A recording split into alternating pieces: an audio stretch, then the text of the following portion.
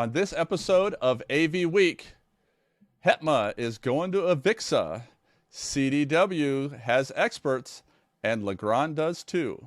All that and more on AVWeek. The network for the AV industry. What are you listening to? This is AV. This is AVNation. This is AVNation. We can't say the future without AI. I mean, there's no way around it. 50% of workers now believe AI is going to improve their experience. When I come into the meeting room, I need a way to incorporate my AI with what's going on in the meeting. It's almost a bring your own AI type of a concept. Most of what we do in our day-to-day is going to change significantly. Hear the latest AV trends and predictions in this episode of Crestron's Smarter Spaces podcast on your preferred podcast platform. This is episode 602, The Expert's Expert. This is AVWeek, your weekly wrap-up of all the news in the audio-visual world. I am your host, Brian Heidgergen. Tim is on cold medicine at home trying to recover from the late winter bug, so I get to sit in the host seat. Joining us this week is Iffat Chaudhry. She's the bid manager at Involve Visual Collaborations, founder of Diet AV and What If podcast, along with being on the AVIXA UK Women's Council Committee and the membership committee. How do you find the time? I do a lot of juggling. Welcome to the show. We are also joined by Will Baer, Vice President of Sales and Marketing at Crimson AV. Welcome, Will. Hey, thank you. Great to be here. And William Franklin, Event Technology Coordinator and President of Franklin DJ and Event Services. Welcome, Willie. Yes, indeed. It is great to be here all. Good to see everyone. Someday we should do this in person. That'd be a lot of fun. My first question, it has nothing to do with AV. It's just something I like to throw in there every once in a while. So when it comes to the seasons, we are in winter right now. So does winter end for you personally at the end of February, or do you follow the astrological calendar of December 21st to March 20th? Or are you a December to February for winter? When do you start saying it's spring? I was going to say I'm a spring baby, so yeah, I'm a March baby, so it's, yeah. The sooner the better. It's March for me. March is a great month. I have to agree, it is an outstanding month because March signals the time frame of which I must renew my annual fishing license with the Ohio Department of Natural Resources. So the annual cycle wraps up. And for me, the end of February, beginning of March is the soundest signal for spring. For sure. When you bring fishing in, that's definitely signal spring, I think. I'd probably say the same. I guess March 1st for me is spring. Seems to be when the weather typically is changing around here and it feels more like spring. Although it's so cold here. We're supposed to get either 10 inches of snow or a lot of rain this weekend. They haven't decided yet. So one or the other. We'll find out by Monday. So our first topic this week comes from an article we read in AV Network. The Higher Education Technology Manager Alliance has announced a partnership with, or actually a formal relationship with AVIXA. Now, I don't know if this means they're Facebook official or that was just the formal relationship. I found that was funny in the release. For those of you that don't know, HETMA is a community of higher ed tech managers. So it's people that work for our campuses and our colleges and universities, and it's a place for them to learn, share knowledge with each other about the similar struggles that they all encounter in those jobs. And having worked with higher ed for most of my career, there are some very specific challenges that they have on campus outside of what you would normally see with technology needs in more of a commercial or residential environment. You know how doctors make the worst patients? Sometimes I think instructors make the worst students, but we won't go there for that. So they're going to have a presence at InfoComm. They've got a booth This is going to be in addition to their award-winning virtual summit that they have, and so this is a big step for them. So how important? My question, I guess, to start off with is how important are these types of organizations for people that work in our industry? You know, that they're specific to their core, what they work on. HETMA, I think, as a group, and the power they have because they are US wide, the coverage that they have, and then the leverage in terms of buying power that group will have is really significant for the industry and for manufacturers and for anybody who wants to sell into that sector. So that this is significant. And getting a 20 by 20 booth, some of the people they're buying from won't have 20 by 20 booth in InfoComm, sorry. So it is significant. And I spent quite a bit of time with the HETMA group at ISE this year, and they're absolutely fantastic. They are knowledgeable, they are committed to their sector, and they're committed to negotiating on behalf of the wider group. Now, whether that means it's creating a bit of a silo in the industry, I don't know. I think that's the danger. When sometimes if people become too or too reliant on the group, maybe they're not stepping outside of that. If they're reliant on the group to decide, well, these are the approved manufacturers we're going to work with, or these are the products that we recommend, does it further down the line, is that a consideration that they'll have to probably address? But I think it's great. I saw quite a few of them doing their booth tours and really engaging. I think it will make manufacturers and others potentially step up because they'll want their business. Well, and I think the scholarships are great too, because going to InfoComm, even once in a while, is not a small task financially, and especially for some of the community colleges and smaller groups. And I'm not saying that state funded or unlimited budgets, but for everybody, getting there at least once in a while can be eye-opening to what's out there and what's possible. I agree. Iffat, I must say, you touched upon a word that triggered for me, and that was the whole notion of siloing. But to start off with, in response to the question of HETMA and AVIXA, personally, I think it's a powerful union. And I've always been a strong advocate for HETMA and organizations like it, because it's easy to become so specialized in what we do. You know, I worked 38 years in the higher ed environment.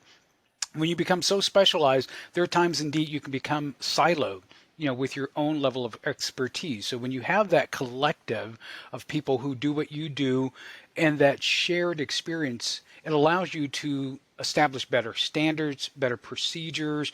It brings forth a series of different lenses that you need to apply to the field. So as I think about the union of HETMA and AVIXA, that will only indeed enhance what we all work to achieve.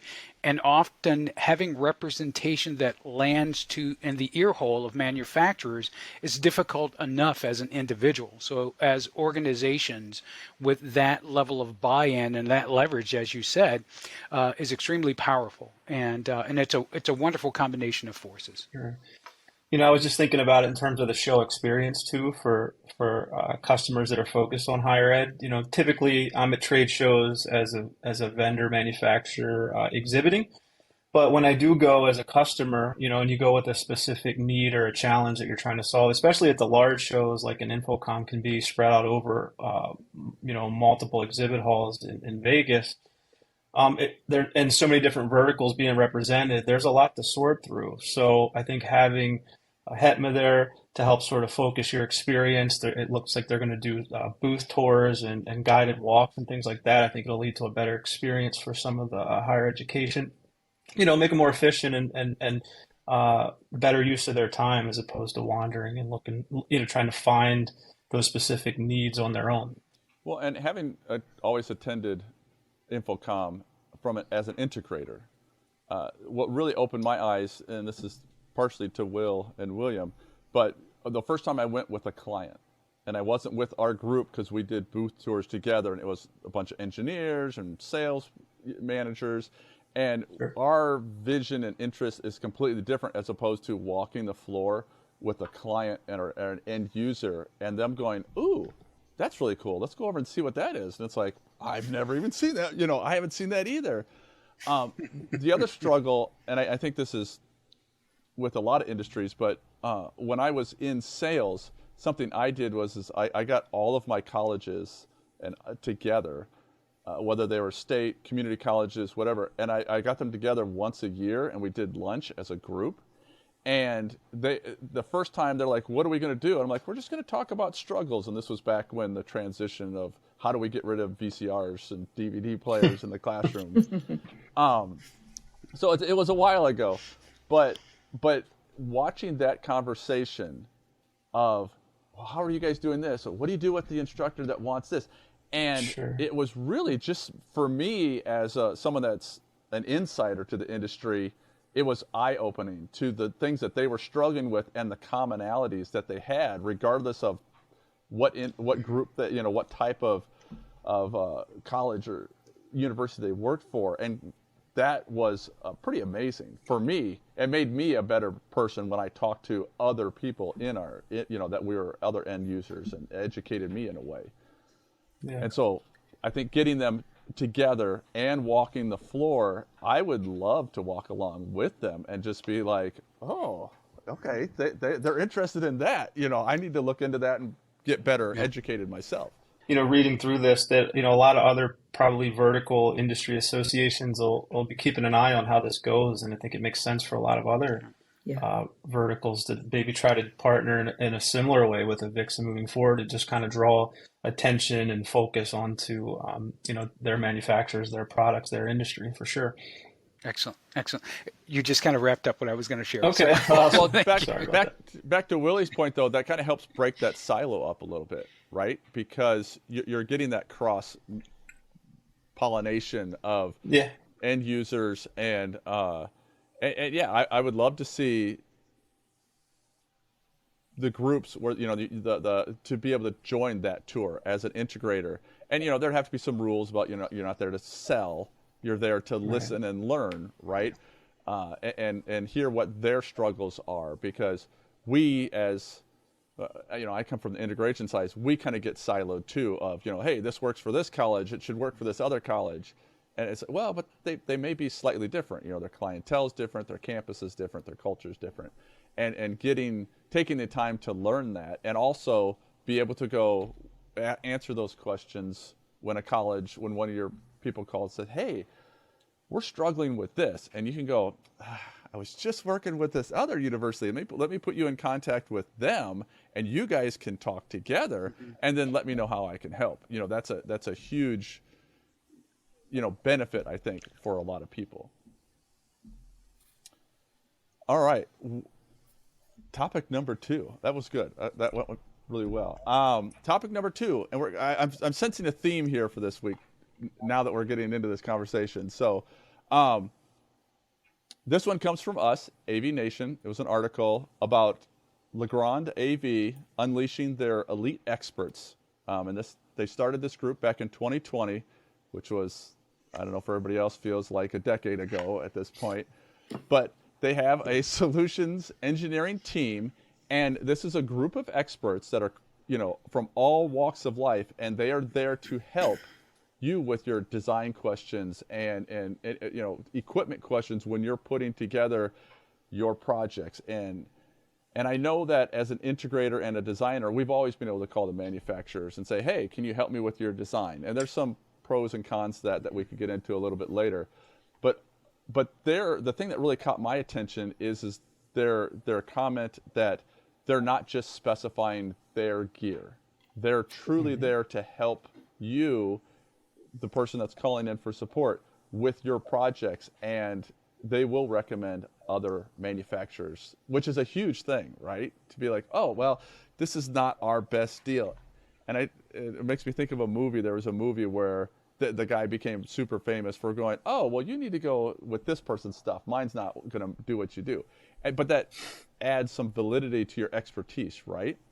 So I guess my question is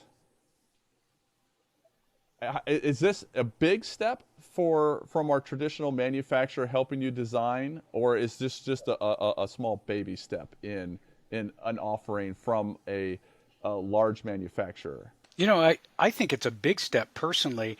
And when I first read the story, I couldn't help but, I'm laughing in support. I couldn't help but think about a children's organization where one of their principles is help me grow, and being an advocate for kids.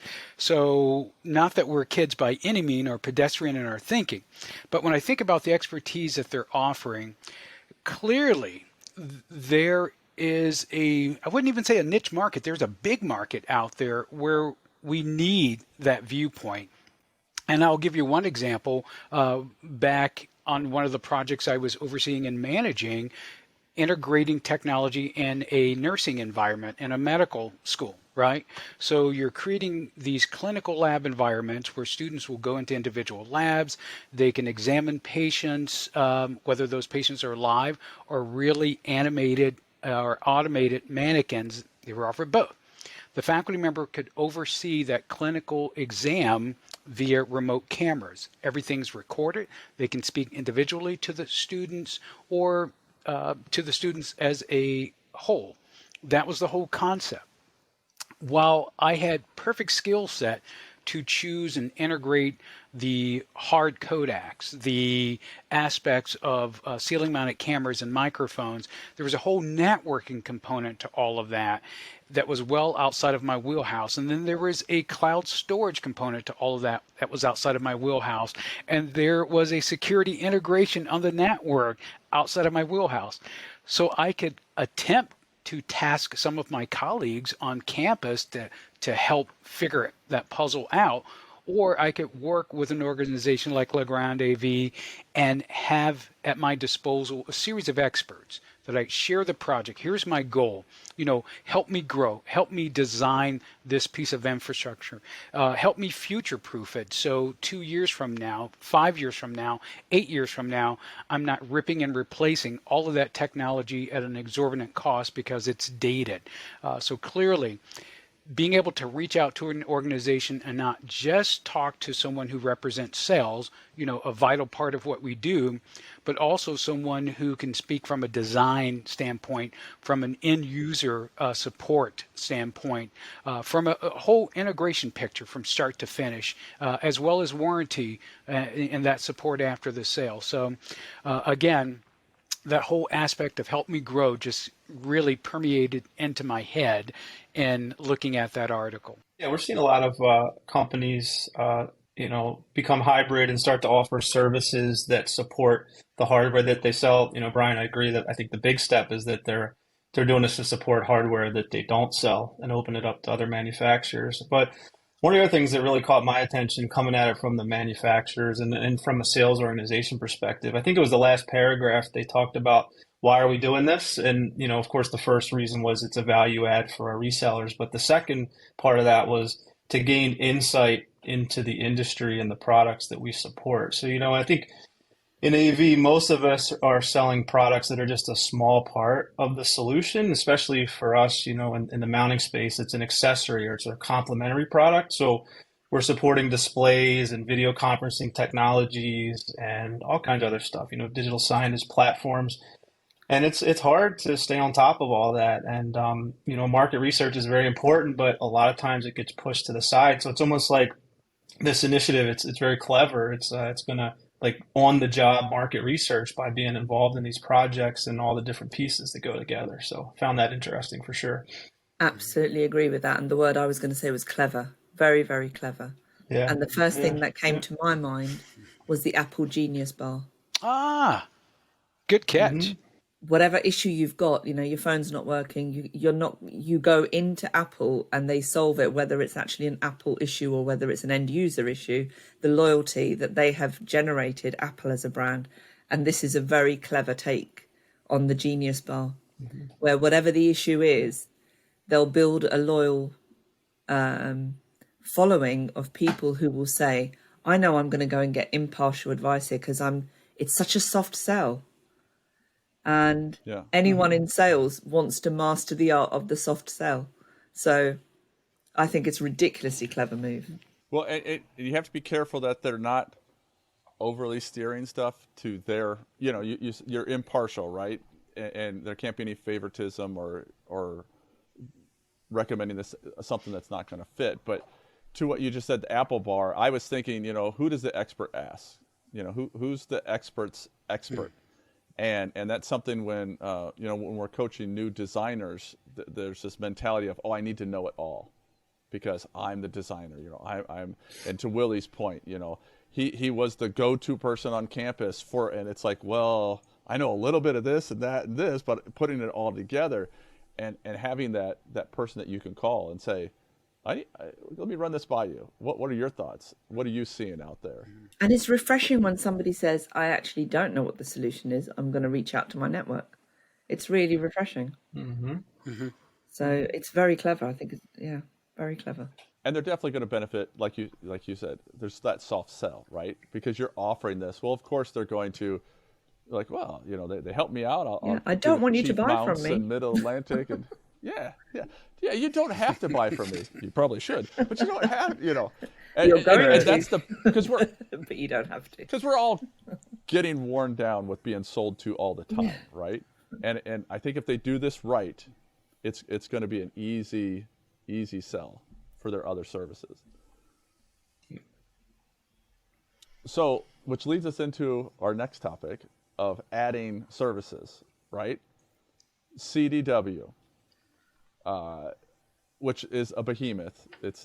I think it's got probably some of the biggest name recognition of anything in our industry because they're beyond our industry, really. Yeah. But there was an article in My Tech Decisions this week. CDW is acquiring consulting firm Locus Recruiting, and they specialize in information security, cloud computing, networking, and infrastructure, which are all things that you can purchase through CDW, right? Mm-hmm. So they have other services before this, and they're just building that catalog. And so I guess when I was reading this article, my thought, again, being an integrator is as our industry matures, consolidation is a natural function of maturity, right? You start the mom and pop shops start dropping off, and you start getting more consolidated. Is the future distributors are the consultants and integrators, or and I'm not saying completely like every integrator will get bought up by a distributor, but is this something, because the CDW is not the first distributor to start branching out from being the box house supplier to, we can offer these other services, warranties, design expertise. Mm-hmm. So is this where we're going? I know it's kind of future predicting, Will, but what's your crystal ball say? Yeah, I think so. Coming at it from the sales perspective, there have been these studies that have shown that in this kind of current environment, largely due to the internet, about 70% of the buying decision is done before someone even talks to a salesperson, because they can get so much information at their fingertips on the internet. So, organizations really have to adapt and change their sales paradigm, and expertise and insight becomes more important to the sales process than ever. Those same studies also have shown that one of the instances where a customer is still very willing and anxious to talk to a salesperson is when the sale is perceived to be really complex, or it's new to them, or there's really big risks associated with it. So I think that's one of the topics that they hit in that news release or that article, is that, they purchased Locus Consulting to help their customers navigate some of those really complex IT deployments. So it kind of fits right into that strategy. And, like you said, we're already seeing it in other places, and I think it'll continue to grow beyond this. It won't be it's not the first, and it won't be the last for CDW, and then competitors will be doing the same for sure. I mean, touches back to the previous article with Legrand.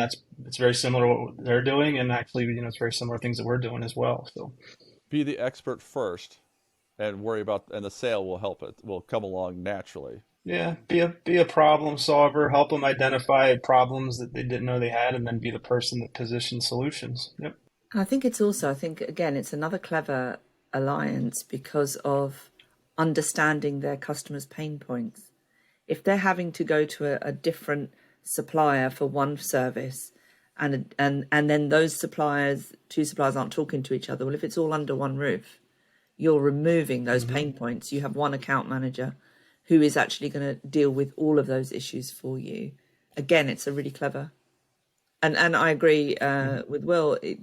We're seeing it. There've been some acquisitions over the last couple of years that are very much lending themselves to, both in the UK and in the US, to this kind of model of working. And there's a lot of complexity in what we do, even talking to like when I talk to architects and architecture groups, one of the questions I get is you're low voltage, but what does that, there's so much that falls under that category. There's so much that falls under technology. Mm-hmm.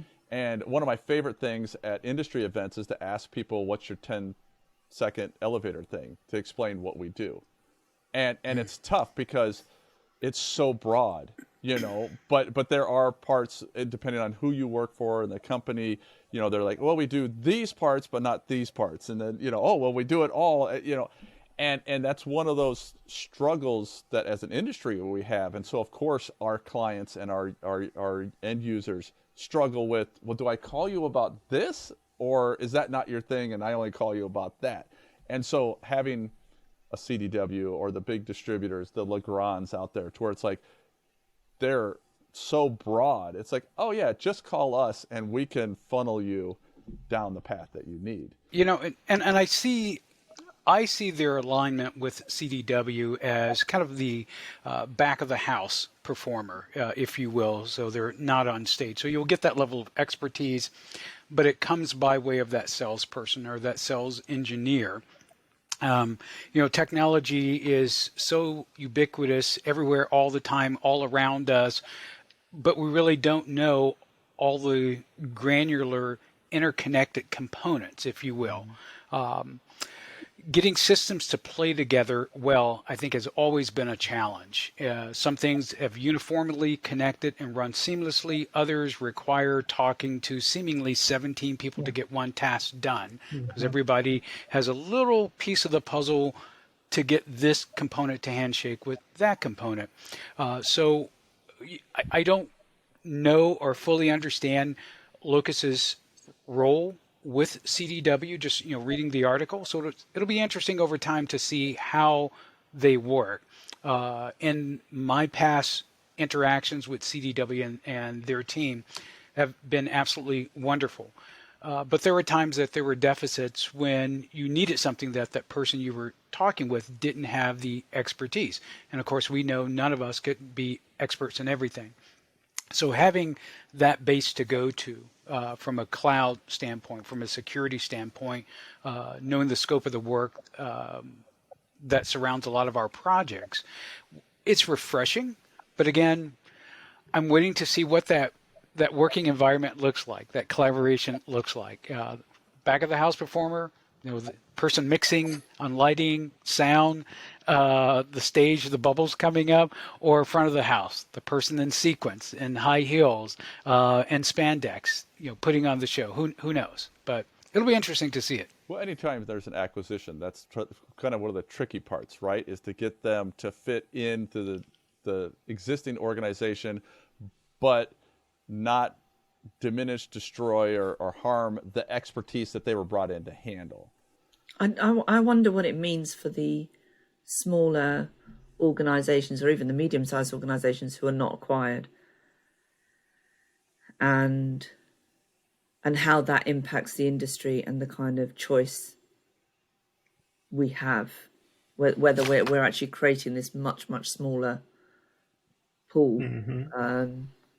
Because there has been a lot of acquisition in the last couple of years. And that was actually one of my next questions. Oh, that was sorry. Perfect. Is it's perfect, because it was one of the things that I was thinking of too. Is there's this consolidation, but there's a big risk there, right? Because the bigger the companies that are out there, you look at the most recent top 25 integrators. Those big ones out there, they're chasing big projects. But if you're a small community college in rural, Iowa or whatever, whether it's true or not, I think the impression is like, well, that's a big company. They're not going to want to deal with our little 3 classrooms a year projects. And so they either try and do it themselves and aren't happy, and so that's how do we fight that concern as an industry? And I don't think we're going to all become one monolithic company, at least not in my lifetime. But you need to say that with a bit more force. Not in my lifetime. I don't know how long I'm going to live. There's new stuff coming out every day. I can get new knee replacement surgeries out there. Who knows? Might get a whole new body. But the other thing is the other side of that is there are some fantastic small companies out there who are really good at what they do, and they're not set out to be the CDWs. But they're very good at what they do, and there's a danger that we lose that expertise where they can't compete. And especially current climate, economically as well, they can't, or they just can't meet the requirements, and it would be a shame to lose that, I think.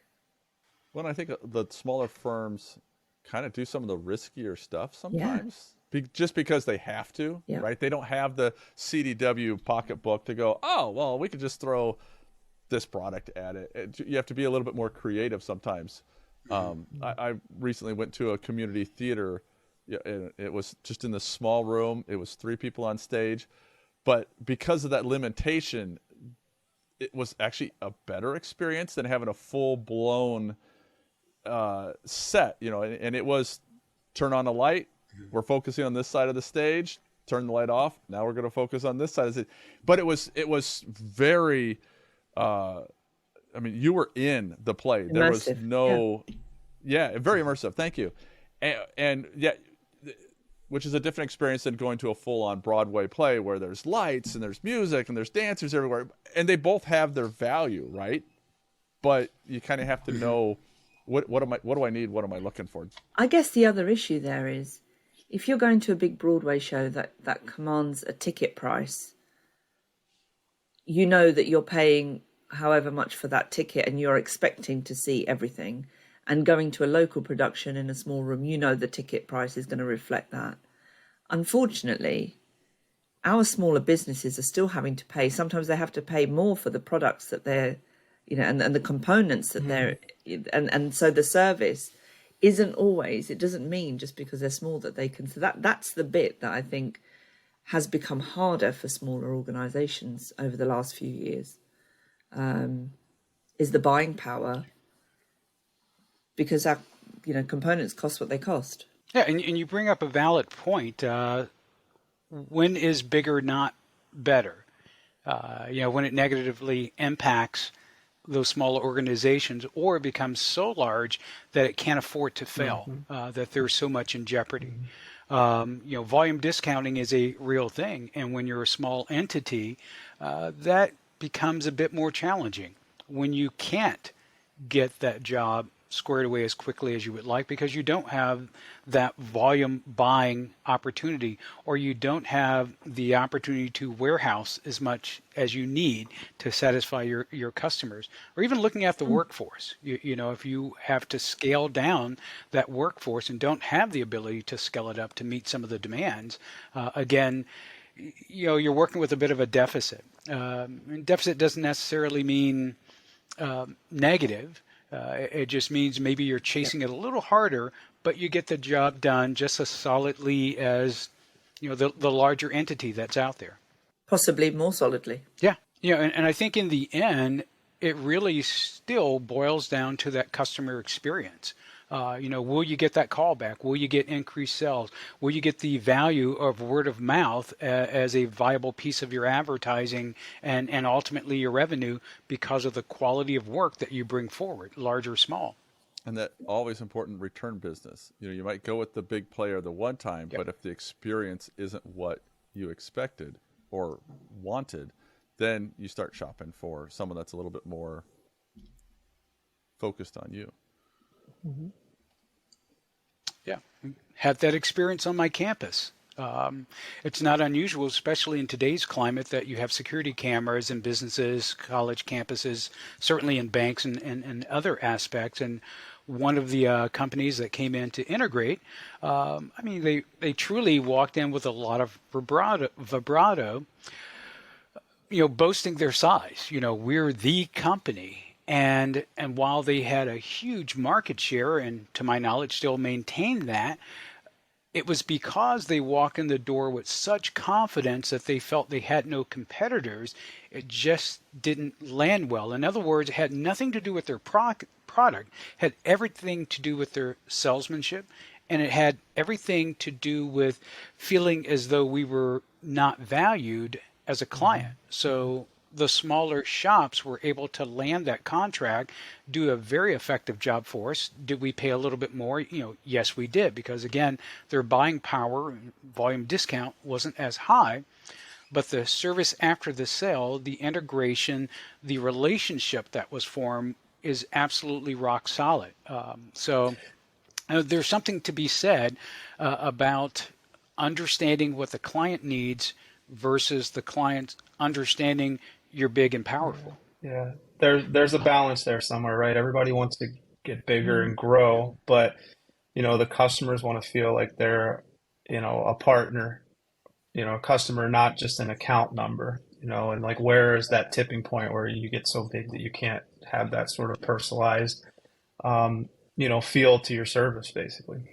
And it's important for to Willie's point. Sometimes it's not just about the price, right? Because CDW is clearly going to get a bigger discount than someone buying from CDW and trying to compete against CDW.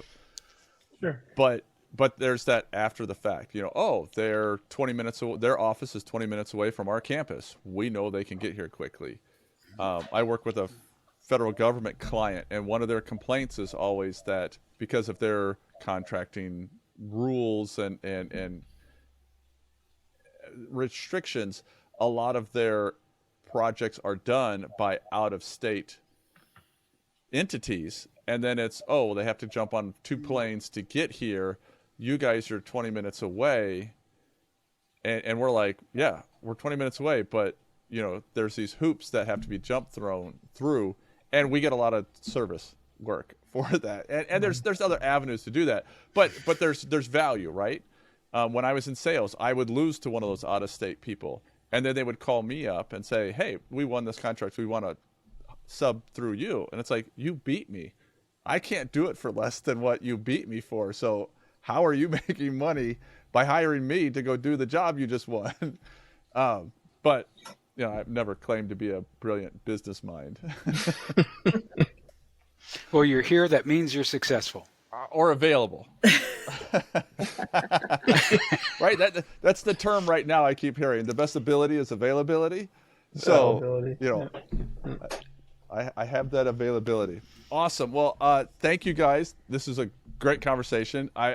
I'm really impressed because when I read the 3 articles, they did not go together as well as our conversation did. It was really, for me, I'm like, this all links up together, Well, yeah, if you think about it, HETMA are doing exactly the same thing. Yep.